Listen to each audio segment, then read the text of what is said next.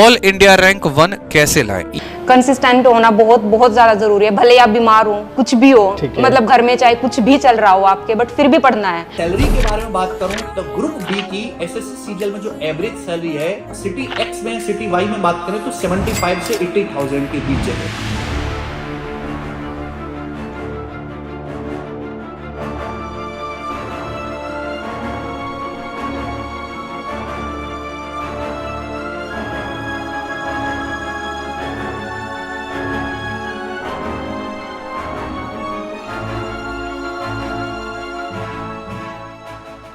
Video देख के लगा होगा कि सर जॉब चाहिए तो यही जॉब चाहिए और कोई जॉब चाहिए ही नहीं, जैसे excise inspector, ASO officer in MEA, ASO in CSS. क्या है ये सारी चीजें इस वीडियो में आज हम जानेंगे। तो अगर आप भी क्लास 12th में हैं या ग्रेजुएशन कर रहे हैं और आपका भी सपना है कि मुझे इनकम टैक्स इंस्पेक्टर, सीबीआई में सब इंस्पेक्टर बनना है, एनआईए में इंस्पेक्टर बनना है, तो क्या प्रोसेस रहेगा उस बारे में आज हम वीडियो में जानेंगे। तो वीडियो को ना भाई एंड तक देख लेना और आपके सारे डाउट क्लियर हो जाएंगे। अगर कोई डाउट क्लियर ना हो तो कमेंट जरूर कर देना, मैं जरूर उसका रिप्लाई दूंगा। वीडियो को शुरू करते हैं। तो नमस्कार सभी को। आज हम बात करेंगे SSC CGL, SSC staff selection commission, जो कि एक एग्जाम कंडक्ट कराती है, सीजीएल कंबाइंड ग्रेजुएट लेवल का एग्जाम, जो कि एक ग्रेजुएट लेवल का एग्जाम होता है। एसएससी सीजीएल एक ऐसा एग्ज़ाम है जिसमें हर साल 20 लाख से ज़्यादा बच्चे अप्लाई करते हैं और सिलेक्शन सिर्फ 5% बच्चों का होता है। तो नो डाउट बहुत ही हार्ड एग्ज़ाम है, जो कि ग्रुप बी और ग्रुप सी लेवल की पोस्ट के लिए सिलेक्शन लिया जाता है। आप ग्रुप बी के ऑफिसर बन सकते हैं, ग्रुप सी के ऑफिसर्स बन सकते हैं इन अदर मिनिस्ट्रीज। कई बच्चों ने सीआईडी का सीरियल देखा होगा और मन करता होगा कि हमें भी सीबीआई में जाना है, ऐसे एक पिस्टल लगी होगी और थोड़ा रौला काटेंगे हम लोग। सीबीआई एक डिपार्टमेंट है और उसमें आप सब इंस्पेक्टर बन सकते हो। आज के टाइम पे आप आईबी में जा सकते हो, आईबी में इंस्पेक्टर बन जाओगे। आप इनकम टैक्स इंस्पेक्टर बन सकते हो और धीरे धीरे प्रमोशन लेके आप इनकम टैक्स ऑफिसर भी बन जाते हो। तो इनकम टैक्स इंस्पेक्टर का मोटिवेशन हमें मूवी देख के मिलता है कि किसी घर गए रेड मार दी हम लोगों ने। अच्छा, आप लोगों ने एक बात ज़रूर सुनी होगी न्यूज़ में अक्सर कर कि ईडी ने यहाँ रेड मार दी, ईडी की यहाँ जांच चल रही है। तो सर आप ईडी में भी आ सकते हो, ईडी में भी आप ऑफिसर बनते हो। आप एनआईए में भी आ सकते हो, नेशनल इन्वेस्टिगेशन एजेंसी, जो कि बहुत बड़ी एजेंसी है, जो टेररिस्ट के अगेंस्ट में काम करते हैं, उनको पकड़ने के लिए, उनकी इन्वेस्टिगेशन के लिए काम करती है। आप उसमें भी सब इंस्पेक्टर बन सकते हो। तो बहुत ही बेहतरीन एग्ज़ाम है। और सबसे बड़ी पोस्ट ऑडिटर, आप ऑडिटर बन सकते हो C&AG डिपार्टमेंट में। आपको नहीं पता कोई बात नहीं, जो जनरल चीज़ें वो बता रहा हूँ मैं आपको। ASO in ministry of external affairs. तो एएसओ की तरफ बच्चे नॉर्मली अट्रैक्ट क्यों होते हैं? जो भी टॉपर होगा उसका फर्स्ट प्रेफरेंस एएसओ इन एमईए होता है। क्यों होता है उसके बारे में हम समझते हैं। अगर मैं इनकम टैक्स इंस्पेक्टर बना तो मेरी जो पोस्ट होगी वो ग्रुप सी लेवल की पोस्ट है, जिसकी सैलरी नियर अबाउट 70,000 होती है।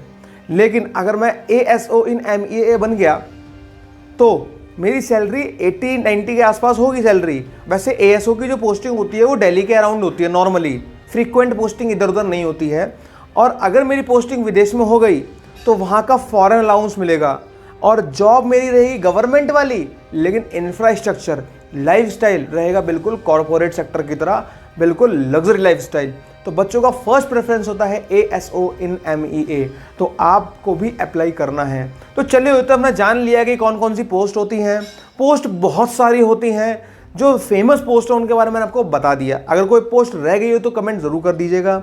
अब बात करते हैं कि कौन सा 12वीं का बच्चा या कोई ग्रेजुएट लेवल का बच्चा कैसे अप्लाई कर सकता है, क्या उसका एलिजिबिलिटी क्राइटेरिया है। तो अगर आपकी एज 18 साल से 32 साल तक के बीच में है तो आप अप्लाई कर सकते हो।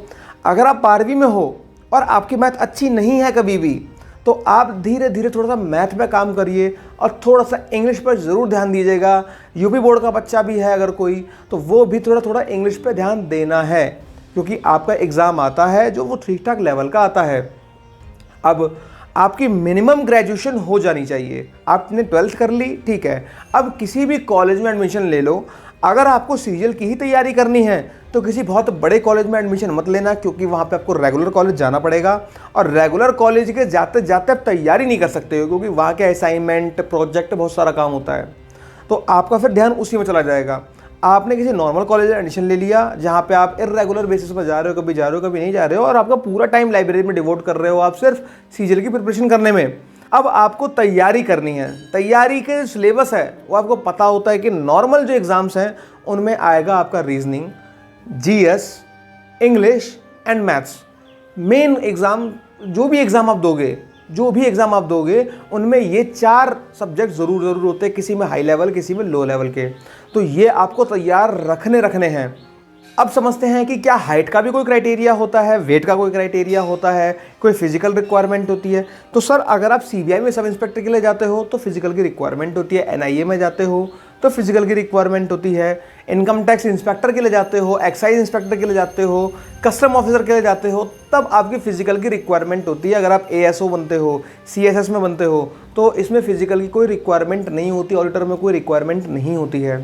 तो फिजिकल स्टैंडर्ड तो वेरी करता है, कौन सी पोस्ट आपको मिल रही है तो आपका फिजिकल होगा। अब सिलेक्शन प्रोसेस क्या होता है, देखो एलिजिबिलिटी क्राइटेरिया इतना ही है नॉर्मली। अगर और भी कुछ रह गया हो कमेंट ज़रूर कर देना धीरे से। अब समझते हैं कि आपको तैयारी करनी कैसे है। अगर हमें तैयारी करनी है तो हमें पता होना चाहिए कि सर सिलेक्शन प्रोसेस क्या है। तो इसके एग्ज़ाम्स होते हैं tier wise, tier 1, tier 2, tier 3, tier 4, इस टाइप से एग्ज़ाम्स होते हैं। तो मेन जो होता है वो टीयर 1 होता है। टीयर 1 में आपका रीजनिंग, इंग्लिश, जैसा मैंने अभी बताया, मैथ और जीएस आपका आएगा। अब आपको इसकी प्रिपरेशन करनी है। अगर आपका एग्ज़ाम क्वालिफाई हो जाता है तो आपका टीयर 2 एग्ज़ाम होगा। टीयर 2 में 3 पेपर होते हैं, पेपर 1, पेपर 2, पेपर 3। जिन बच्चों ने जूनियर स्टैटिस्टिकल ऑफिसर की पोस्ट का प्रेफरेंस नहीं भरा है उनका सिर्फ पेपर 1 होगा, पेपर 2, पेपर 3 नहीं होता है। तो पेपर 1 का सिलेबस है, मैंने वीडियो बना रखी है, अगर आपको ध्यान से देखना हो तो देख लेना।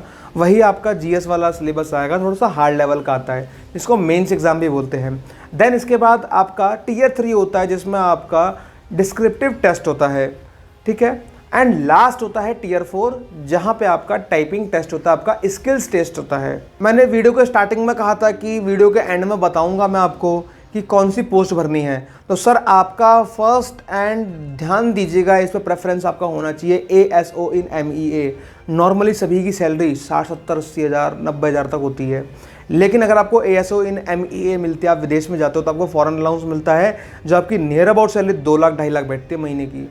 तो आपको बहुत अच्छा पैसा मिल रहा है, धड़ाधड़ पैसा अकाउंट में गिर रहा है, आपको बढ़िया आराम से चौकस होकर घूम रहे हो। क्या लाइफ होगी आपकी कि जब आप आपके नॉर्मल जो इंस्टाग्राम का बायो है और आपके हाईलाइट्स हैं उसमें अलग अलग कंट्री दिख रही हैं। अरे सर मज़ा आ जाएगा, बट उसके लिए आपके मेहनत, आपके पैर के छाले दिखना बहुत ज़रूरी है।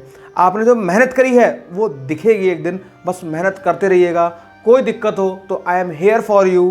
किसी से भी रिलेटेड कोई दिक्कत हो ज़रूर कमेंट कीजिएगा। Thank you.